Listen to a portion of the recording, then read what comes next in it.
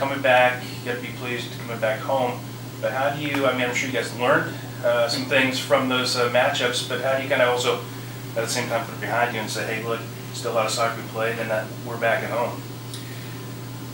Yeah, it's a tough one. I mean, anytime you go on a road trip and come back without winning a game, that's a hurdle you have to get over from a confidence standpoint, but also, like you said, trying to prepare for the future as well.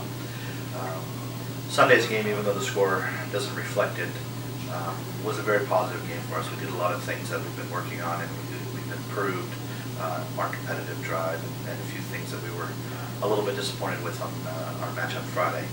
So even though the score doesn't reflect it, there were some positives to take away from Sunday's match, and I think that's what we're going to be working this week to build on.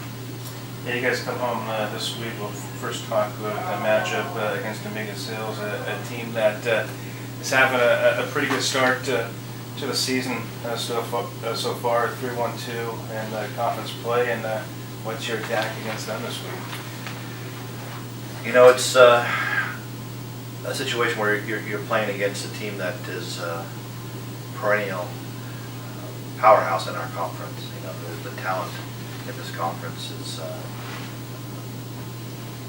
pretty consistent from top to bottom. But then when you look at a team like Jungemann and you see what they've done over the past 10, 12, 15 years, you have to put them up there as one of the best programs in this conference. So it's obviously a big challenge for us.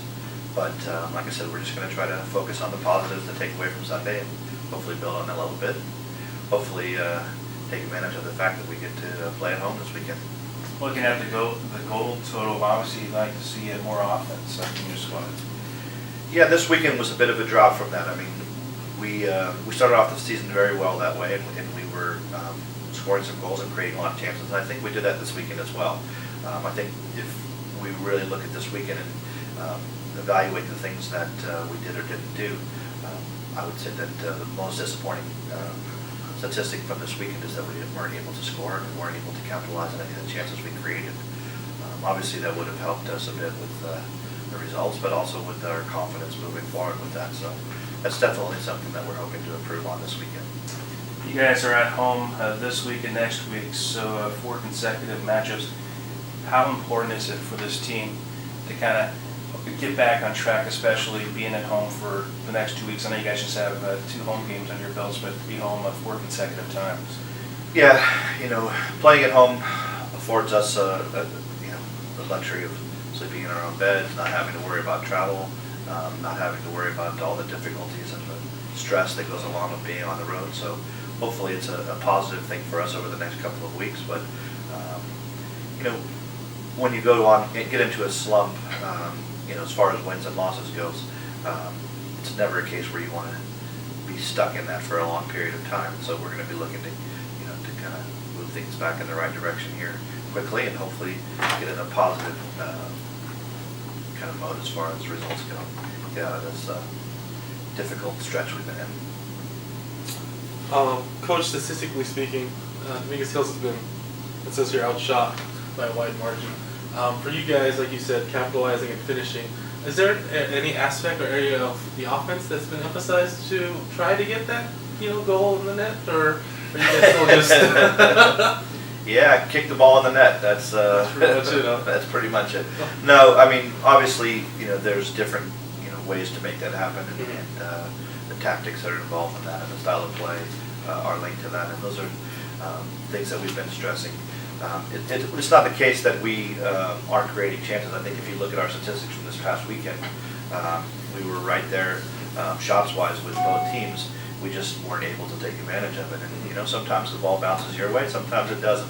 I think in both games, we had opportunities early in the game that if we take advantage of those things, we could be looking at different results. Certainly against Pomona, for example, we scored a goal in the first minute of the game that was called back. And when you're struggling and you're having issues with confidence, those kind of things don't help. You need something to break the ice and get you moving and believing. And I think that's kind of what we're in right now, is trying to find a way to score some goals and restore some belief in ourselves. All right, Coach. there were some improvements that you had over the week against UC San Diego and against Pomona. Can you describe some of the biggest improvements you saw as a coach with your team that you saw, especially playing a 22nd ranked team in the country pretty close? Yeah. Team spirit was the biggest thing. I mean, I think talent-wise, we have some good talent. You know, we have depth, we have athleticism, we have some positive things for our team. But if the team doesn't step on the field and commit to competing together and fighting for each other, it doesn't really matter. We're always going to be on the wrong side of that equation. So I think on Sunday the guys came out and they really showed a lot of spirit and a lot of commitment to each other, and it showed in the way we played, the way we stuck with that game, even when things didn't go our way. It's a huge positive for us, and it's something obviously that's going to be important for us if we're going to move forward from here.